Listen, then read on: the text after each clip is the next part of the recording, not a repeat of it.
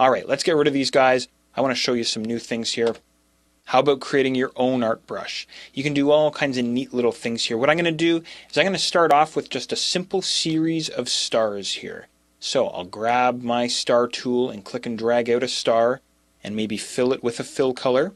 If you want to use some gradients, that's fine. What I want to do is create a little cluster of stars. Stars seem to be a bit of an ongoing theme here in this series. So I have some stars here. Very lovely. There they are. Now I want to take my stars here and save them as an art brush. It's incredibly simple to do. In other words, if you want to know the steps for creating your own art brushes, step number 1, create a group of shapes. If you want to apply some effects, some drop shadows, some offsetting gradients, whatever else you want to do to your shapes, that's fine. Select them all, and then the next step is to simply drag and drop them into Illustrator's brush palette. I drop them in. Illustrator says to me, what type of brush do I want to create? I want to create an art brush, and then OK. I get my brush options showing up here. I'll just take the defaults and hit OK again.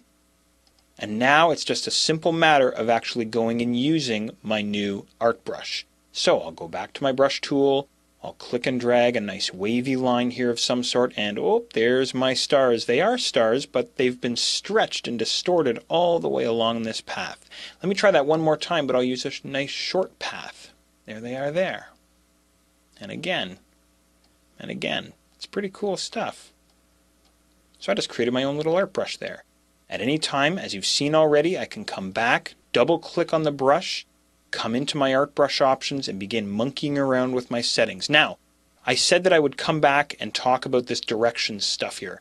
What this is the direction in which I click and drag. So in other words, the default was from left to right. That means it starts on the green star and finishes on the blue star. I can reverse that if I want.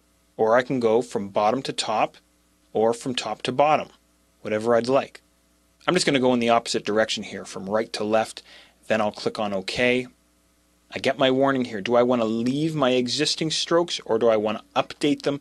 I'm going to click on apply here and they all instantly change. So now they're all going from the blue star to the green star. You can have all kinds of fun creating your own little art brushes here for all your different projects that you're working on. Now, you think that's cool? Let's try this. I'm going to give myself more space to work in. What I'm going to show you is, again, stuff that you've already seen, just using it in a different way. So I'll draw out a basic Illustrator shape here. Rather than making it outlined in charcoal or in a calligraphy brush, I'm going to outline it using my art brush. Now, whoa, that looks like something I might see at the Metropolitan Museum of Art.